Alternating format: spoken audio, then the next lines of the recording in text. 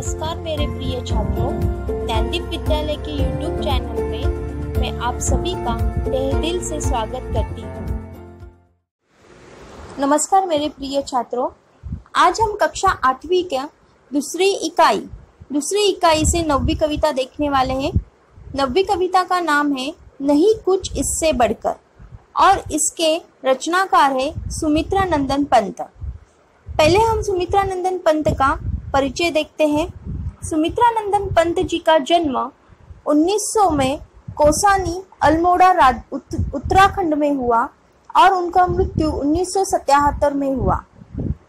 सुमित्रा नंदन पंत जी को प्रकृति से बहुत ही लगाव था, इसीलिए उन्होंने प्रकृति सौंदर्य के अनुपम चितेरेक तथा कोमल भावनाओं के कवि के रूप में उनको पहचाना जाता है। बचपन से ही सुंदर रचनाएं किया करते थे। सुमित्रा नंदन पंत को भारतीय ज्ञानपीठ, सोवियत लैंड नेहरू पुरस्कार, साहित्य अकादमी पुरस्कार और पद्म भूषण से भी सम्मानित किया गया था। उनकी प्रमुख रचनाएं वीणा, पल्लव, गुंजन, मानसी, सत्यकाम आदि उनकी प्रमुख रचनाएं हैं। प्रस्तुत कविता के माध्यम से सुमित्रा नंदन पंत जी ने हमें माँ, कृषक, कलाकार, कवि, बलिदानी पुरुष, इनका अपने जीवन में कितना महत्व है, ये देश के लिए, समाज के लिए कितने कार्यरत और तत्पर व्यक्ति है और इनकी पूजा से बढ़कर और कौन सी भी पूजा जीवन में महत्वपूर्ण नहीं है, यह हमें इस कविता के माध्यम से सुमित्रा नंदन पंत जी ने संदेश दिया है। अब हम कविता में आए हुए पहले 2 पदों का पठन करेंगे, फिर उसका भावार्थ देखेंगे।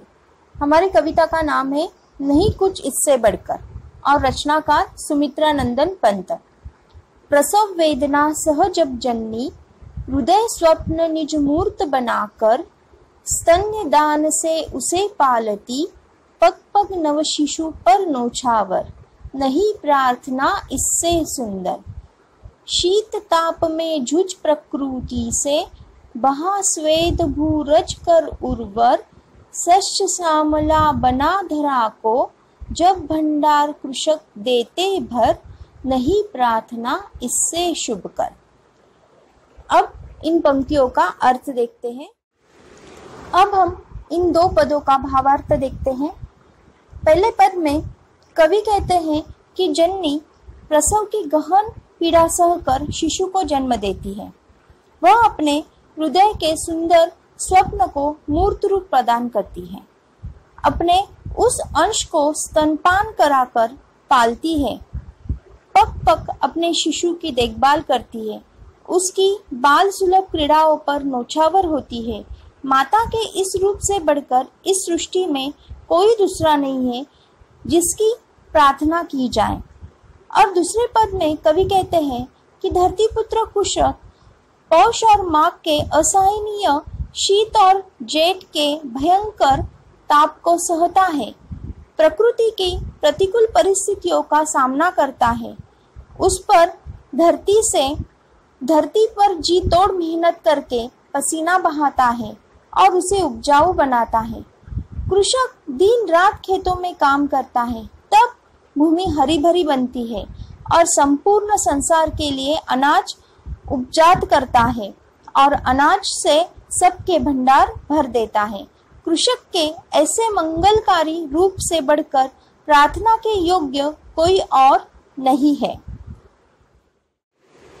अब हम पद में आए हुए कठिन शब्द के अर्थ देखते हैं। प्रसव यानी जन्म देना, वेदना यानी पीड़ा, जननी यानी माता, नीच यानी अपना, मूर्त यानी साकार, स्तन्यदान यानी स्तनपान करना, दूध पिलाना, शीत ताप, सर्दी गर्मी, स्वेद पसीना, भूरज यानी मिट्टी, उर्वर यानी उपजाऊ, शस्य यानी नई कोमल घास, श्यामला यानी हरी भरी, कृषक यानी किसान, शुभकर यानी मंगलकारी।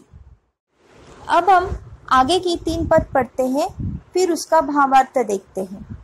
कलाकार कवि वर्णन को भाव तुली से रच सम्मोहन, जब आरूप को नया रूप दे, भरते कृति में जीवन स्पंदन, नहीं प्रार्थना इससे प्रियतर।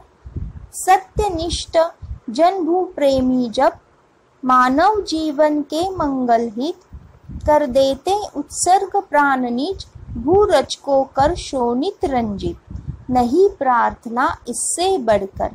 चक चक जीवन मधुरस प्रतिक्षण, विपुल मनोवैभव कर संचित, जन मधुकर अनुभूति द्रवित जब, करते भव मधु छत्र विनर्मित, नहीं प्रार्थना इससे शुचित।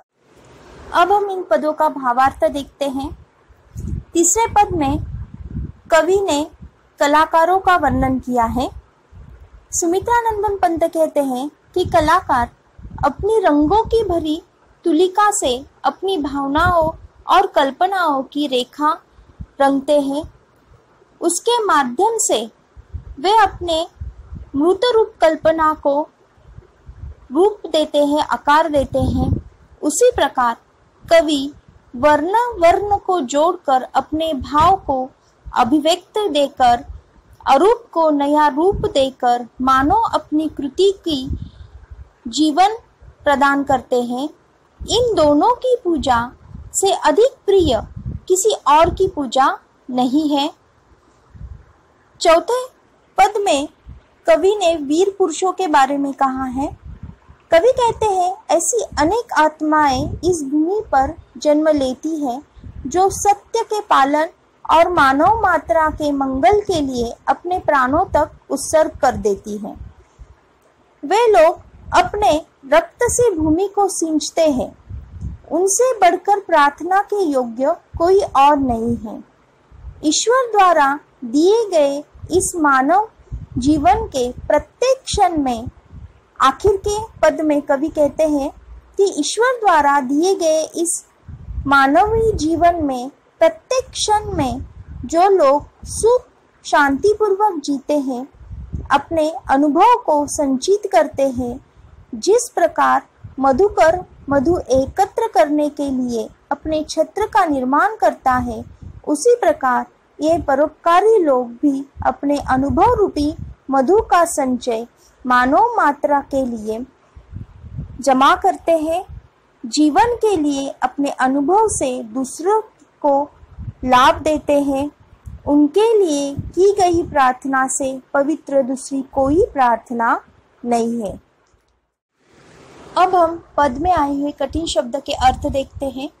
वर्ण यानी अक्षर, तुली यानी तुलिका, सम्मोहन यानी मोहित करना, अरूप यानी जिसका कोई रूप न हो, स्पंदन यानी कंपन, प्रियतर यानी अधिक प्रिय, सत्यनिष्ठ यानी सत्य पर विश्वास रखने वाला, उत्सर्ग यानी बलिदान, शोणित यानी रक्त, रंजित यानी भीगा हुआ, विपुल यानी अधिक, मनोवैभव यानी मन की महत्ता, संचित यानी एकत्र, मधुकर यानी भौरा, अनुभूति यानी अनुभव, द्रवित यानी जिसका मन दया से पिघल गया हो, भव यानी जन्म, मधु यानी शहद, छत्र यानी छत्री, विनिर्मित यानी बनाया हुआ, शुचितर यानी अधिक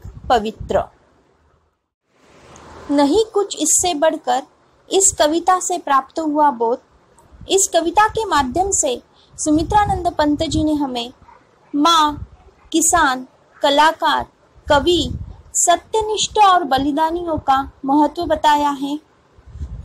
सुमित्रानंदन पंत जी का मानना है कि ये सभी लोग अलग अलग तरह से समाज और देश के लिए कार्य करते हैं।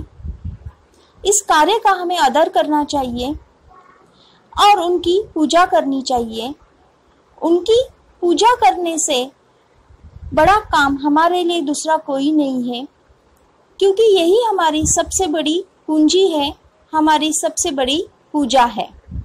यह बोध हमें इस कविता के माध्यम से प्राप्त हुआ है। मेरे प्रिय छात्रों, अगर आपको यह वीडियो पसंद आया हो तो वीडियो फिर से देखिए, कविता का पठन कीजिए, कविता में आए हुए कठिन शब्द के अर्थ देखिए। अब हम मिलते अगले वीडियो में। धन्यवाद।